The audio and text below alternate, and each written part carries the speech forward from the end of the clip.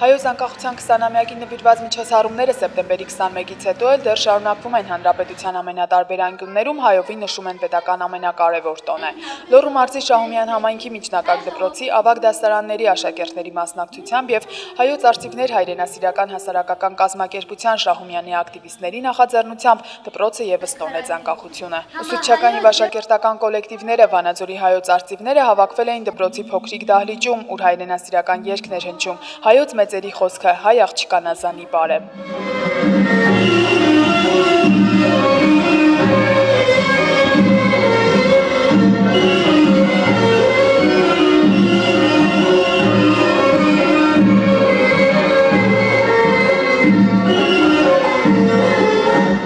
Միջոցառումն ընդմիջվում էր պատմական ակնարկով ներկայացվում հայոց պատմության նշանակալի էջերը անկախության հասնելու դժվարին խրթին ճանապարհը։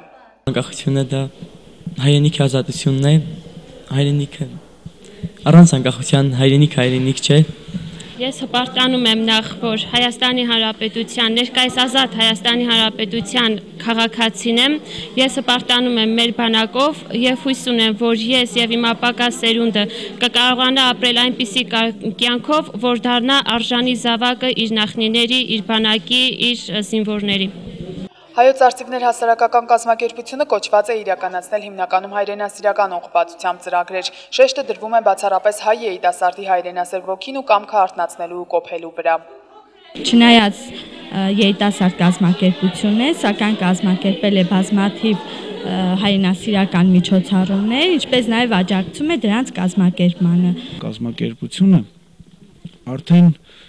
364 միջոցառում է կատարել տարաբնույթ բազմատեսակ Լոռու մարզային գրասենյակը արդեն շուրջ 27 միջոցառում է իրականացրել։ Չնայած կազմակերպությունը նոր է, արդեն միջոցառումների մի ամբողջ շարք են հասցրել իրականացնել։ Աստիճանաբար աճում է նաև երիտասարդության ուշադրությունը, ավելանում է կազմակերպության մասնակիցների թիվը։ Հայոց արծիվներ անունն ավելի հաճախ է լսվում տարաբնույթ ակցիաների ժամանակ։ Աննա Պեչենևսկայա, Վազգեն Մինասյան, Ֆորտունա, Լոռու մարզային հեռուստաընկերություն, Լուրեր։